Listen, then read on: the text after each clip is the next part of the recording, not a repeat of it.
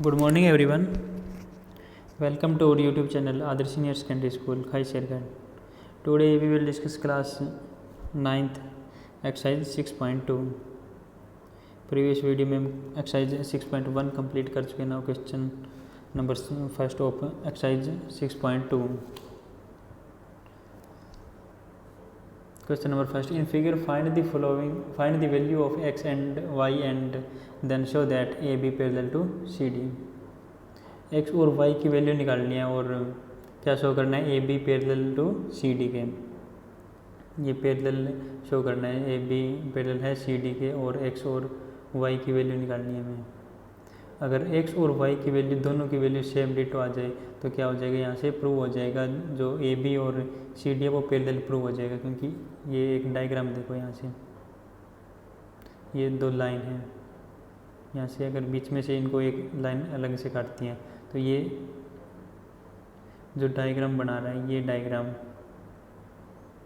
इनमें जो एंगल होता है ये और ये दोनों एंगल, अगर ये दोनों एंगल इक्वल हो तो क्या हो जाएगा, ये और जो ये दोनों लाइन है, ये लाइन और ये लाइन पैरेलल प्रूव हो जाती है. तो यहाँ से हम x और y की वैल्यू निकालेंगे और अगर दोनों इक्वल है तो क्या हो जाएगा, ये पैरेलल हो जाएंगे.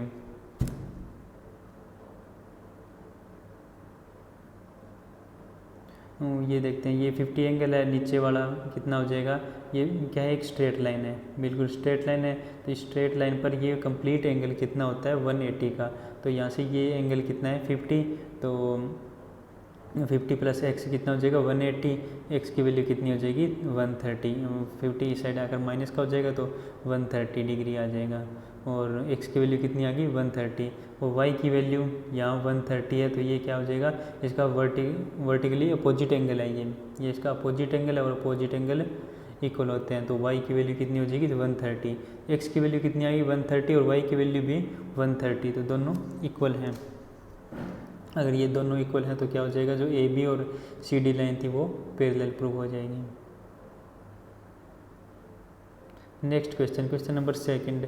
इन figure if A B parallel to C D, अगर ए बी और सी डी पैरेलल पहले से ही दे रखा है आपकी बार, and C D parallel to E F, और जो सी डी है वो ई एफ के पैरेलल है, यानी कि तीनों पैरेलल हैं. And Y ratio Z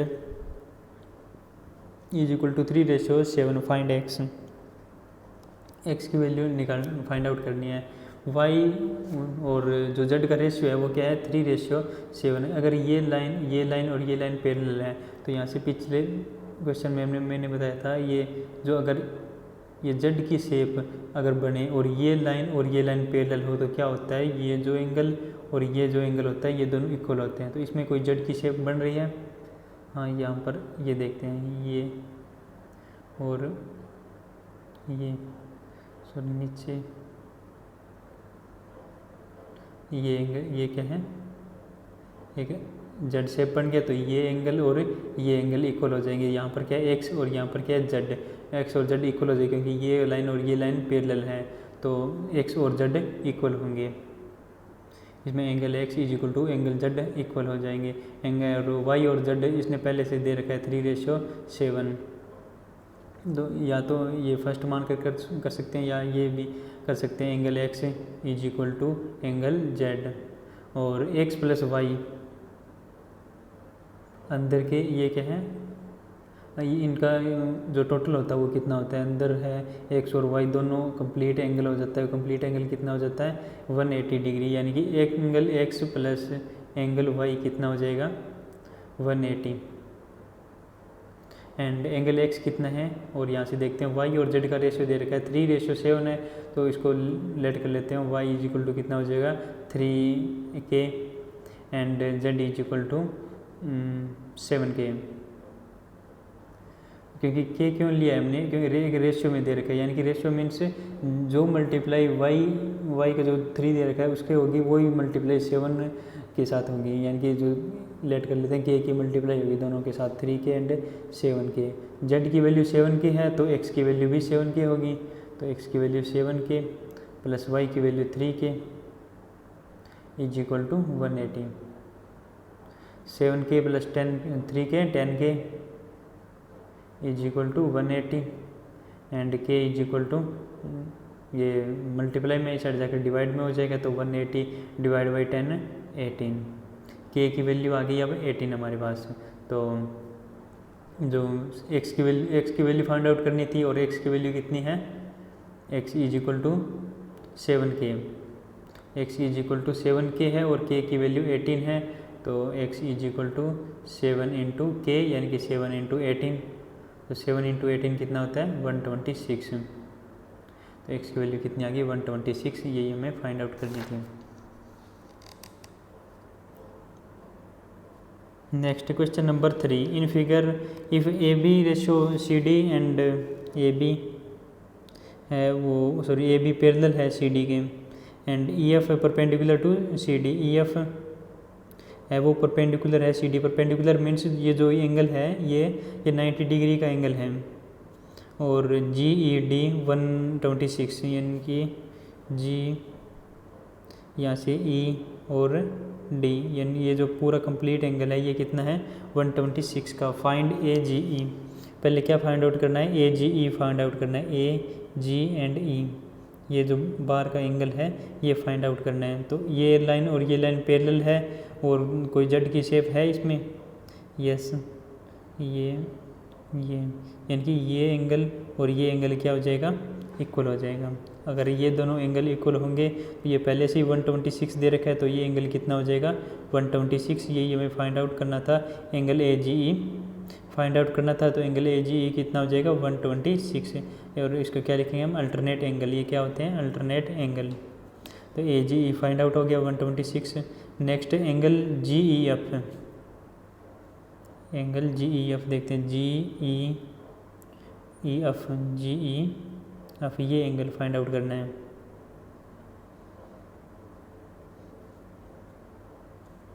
ji E F, ये एंगल यहाँ से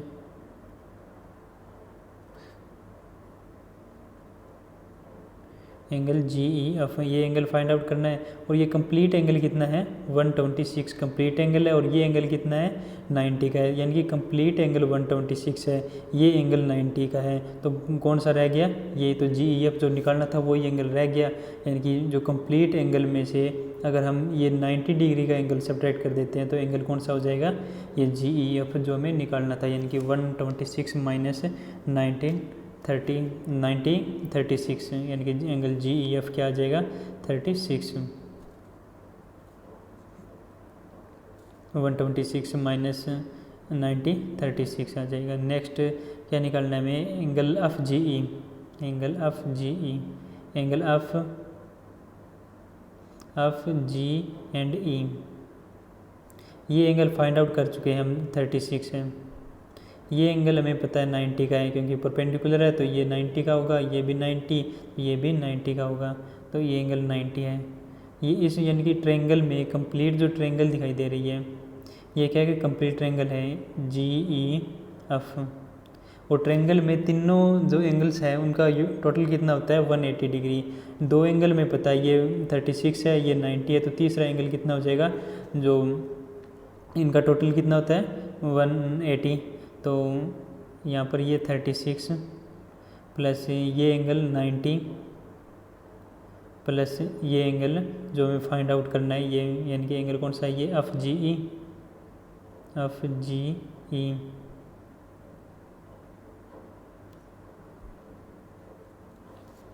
एंगल यहाँ दोबारा लिख देता हूँ 36 plus 90 plus angle F G E is equal to, ये क्या है एक ट्रायंगल है, और ट्रायंगल में जो तीनों एंगल है उनका टोटल कितना होता है 180, तो 180 हो जाएगा 90 plus 36 126 plus angle F G E is equal to 180, angle F G E कितना हो जाएगा 180 माइनस 126, 180 माइनस 126 कितना हो जाएगा 54, तो एंगल कितना हो जाएगा ये 54। Next question, in figure if P Q parallel to S T, अगर पी क्यू पैरेलल है एस टी के, and angle P Q R 110 and angle RST 130. Find angle QRS and इसने हिंट दे रखा है draw line parallel to ST through point R। ये क्या है, एक लाइन ड्रा कर ली, इसने हिंट दे रखा है आगे परपेंडिकुलर लाइन ड्रा कर लेनी है और अपनी तरफ से एंगल ये डिसाइड कर लेते हैं, ये फर्स्ट, ये सेकंड, ये थर्ड, ये फोर्थ, ये फिफ्थ एंगल।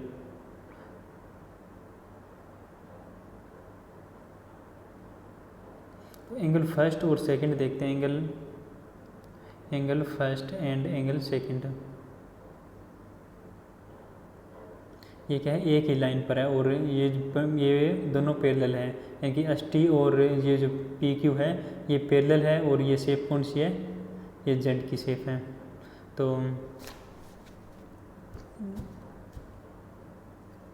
ये दोनों पैरेलल लाइन है और इस पैरेलल लाइन पर ये जो एंगल है यानी कि फर्स्ट एंगल और सेकंड एंगल इक्वल होंगे, क्योंकि ये क्या है, स्ट्रेट लाइन है एक, और स्ट्रेट लाइन पर एंगल जो फर्स्ट और एंगल सेकंड है ये दोनों इक्वल हो जाएंगे, यानी कि जो अगर फर्स्ट कितना है 130 तो एंगल सेकंड भी 130 हो जाएगा। एंगल सेकंड 130 हो गया तो एंगल थर्ड कितना होगा, जो एंगल 3 है वो, ये एक स्ट्रेट लाइन है और स्ट्रेट लाइन पर ये कंप्लीट एंगल होता है, ये कितना होता है 180 का। तो एंगल सेकंड कितना है 130, तो एंगल 3 कितना हो जाएगा 180 माइनस 130 एंगल 50 का हो जाएगा। तो एंगल 3 कितना हो गया 50, फर्स्ट 130, सेकंड 130 और थर्ड 50। अब यहाँ पर देखते हैं एंगल 5 है 110, ये क्या है एक स्ट्रेट लाइन, यानी कि कंप्लीट एंगल कितना होता है 180 का। तो जो एंगल 4 है वो कितना हो जाएगा 180 माइनस 110 70 डिग्री, तो एंगल 4 कितना हो जाएगा 70 degree. First, second, 3, third, fourth, fifth, 5 जो एंगल है वो निकाल दिए हमने। अब देखते हैं प्रूव क्या करना है हमें।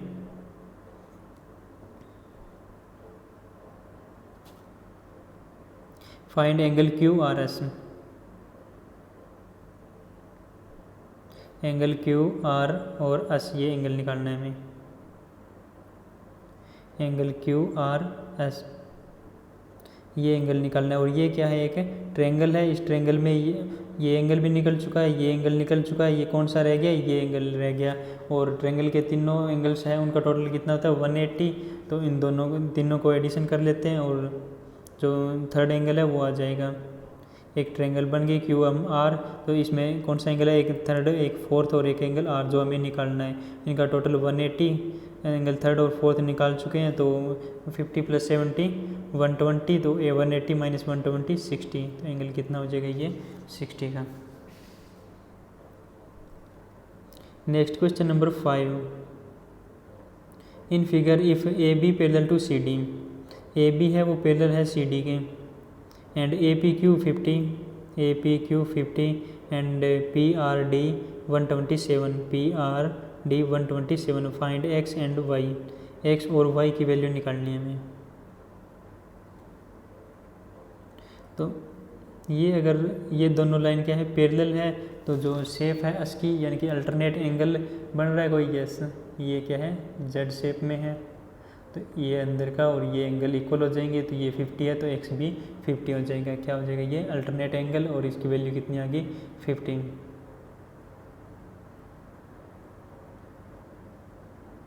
X की वैल्यू कितनी आ गई 50 आ गई, ये क्या है अल्टरनेट एंगल है। अब नेक्स्ट देखते हैं और शेप है Z में कोई, ये दोनों पैरेलल हैं, तो ये देखते हैं ये शेप, ये लाइन और ये लाइन पैरेलल है, तो ये शेप यानी कि ये एंगल और ये कंप्लीट एंगल क्या है इक्वल आएंगे, यानी कि 127 के इक्वल कौन कौन सा एंगल आएगा 50 प्लस, यानी कि 50 + Y, 50 + Y आ जाएगा।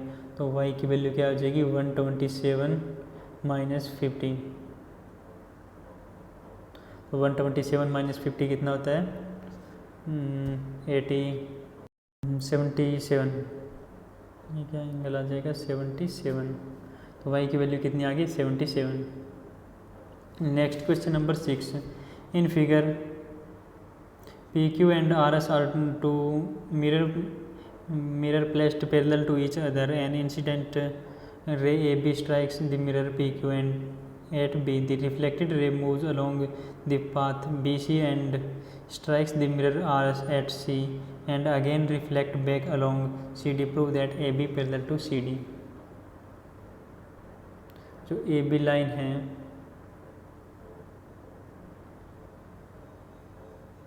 AB लाइन वो प्रूव करनी है CD के पैरेलल है। यहाँ से देखते हैं AB और CD लाइन है वो पैरेलल प्रूव करनी है। तो क्या कर लेते हैं, स्टार्ट कहाँ से करते हैं, स्टार्ट एक परपेंडिकुलर ड्रा कर लेते हैं। यहाँ एक परपेंडिकुलर यहाँ ड्रा कर लेते हैं और एक परपेंडिकुलर यहाँ ड्रा कर लेते हैं। अगर यहाँ परपेंडिकुलर है तो ये जो अंदर दोनों एंगल है तो दोनों एंगल इक्वल होंगे। इसको एंगल फर्स्ट, इसको सेकंड लेट कर लेते हैं। ये भी यहाँ भी ये जो दो एंगल है इक्वल होंगे। यहाँ थर्ड, ये फोर्थ एंगल लेट कर लेते हैं। तो फर्स्ट देखते हैं, अगर ये लाइन है हम लेट करके चलते हैं, ये लाइन पैरेलल है तो जो शेप है जेड की शेप यानी कि जो अल्टरनेट एंगल बनाएगा तो वो कौन सा एंगल बनाएगा, ये जेड शेप कौन सी हो जाएगी, ये यानी कि इसके अंदर सॉरी ये तो इसके अंदर कौन कौन से एंगल है, एंगल 2 एंड एंगल 3। तो 2 और एंगल तो 3 है वो इक्वल होंगे। क्यों होंगे, क्योंकि ये परपेंडिकुलर है, ये भी परपेंडिकुलर है। अगर परपेंडिकुलर है तो ये पैरेलल है और पैरेलल है तो एंगल 2 और 3 क्या हो जाएंगे, इक्वल हो जाएंगे।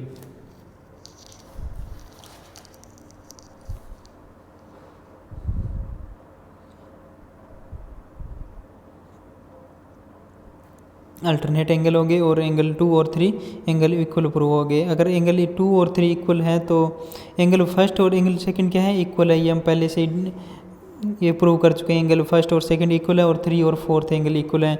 अगर यहाँ से ये भी हमने प्रूव कर दिया एंगल 2 और 3 यानी कि 2 और 3 भी इक्वल हैं, तो कौन सा रह गया 1 और 4th यानी कि फर्स्ट और 4th है वो भी तो इक्वल होंगे। यानी कि 2 और 3 इक्वल है, अगर 1 और 2 और 3 और 4 इक्वल है तो एंगल फर्स्ट और एंगल जो 4th है वो भी एंगल इक्वल होंगे।